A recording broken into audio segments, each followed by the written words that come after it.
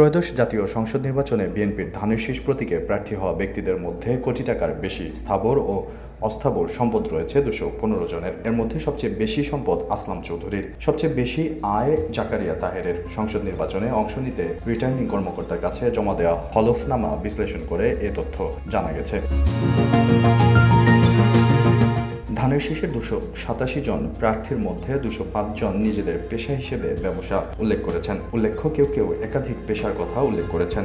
সেক্ষেত্রে হিসাবে সুবিধার জন্য প্রথমে যে পেশার নাম তিনি লিখেছেন সেটাকেই তার মূল পেশা হিসেবে ধরা হয়েছে। ধানের শীষের প্রার্থীদের মধ্যে নিজের পেশার ঘরে 27 জন আইনজীবী, 17 জন কৃষক, 12 জন চিকিৎসক, 7 জন রাজনীতিবিদ ও 6 জন শিক্ষক বলে উল্লেখ করেছেন। অন্যান্য পেশার কথা উল্লেখ করেছেন 13 জন।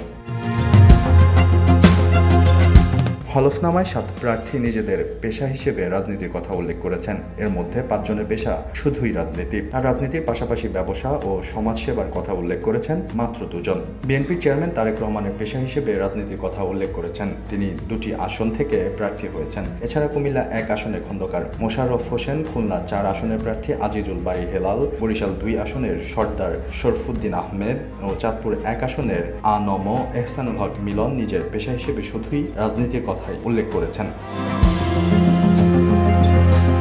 হলফনামা বিশ্লেষণে দেখা যায় ধানের শীষের প্রার্থীদের মধ্যে 37 জন কোটি টাকার বেশি আয় করেন। 51 থেকে 99 লাখ টাকার ঘরে আয় 39 জনের, 31 থেকে 50 লাখ টাকার ঘরে আয় 34 জনের, বছরে 20 লাখ টাকার কম আয় 141 জনের। তথ্য অস্পষ্ট অথবা দেননি 8 জন। বার্ষিক আয় সবচেয়ে বেশি কুমিল্লা 8 আসনের প্রার্থী জাকারিয়া তাহেরের। তিনি বছরে আয় দেখিয়েছেন প্রায় 59 কোটি 17 লাখ টাকা। পেশায় ব্যবসায়ী জাকারিয়া তাহেরের আয়ের বড় ক্যাপিটাল গেইন। এ খাতে তিনি 50 কোটি টাকার বেশি আয় দেখিয়েছেন। কৃষি, ভবন ভাড়া, ব্যবসা প্রতিষ্ঠানের সম্মানী ও শেয়ার থেকেও তার আয় রয়েছে। সবচেয়ে কম আয় দেখিয়েছেন নোয়াখালী 4 আসনে বিএনপির প্রার্থী মোহাম্মদ শাহজাহান। তার বছরে আয় 32,822 টাকা, যা আসে শেয়ার, সঞ্চয়পত্র, ব্যাংক, আমানত খাত থেকে। শাহজাহান নিজের পেশা দেখিয়েছেন ব্যবসা। তার 2 কোটি 39 লাখ টাকার স্থাবর ও অস্থাবর সম্পত্তি রয়েছে।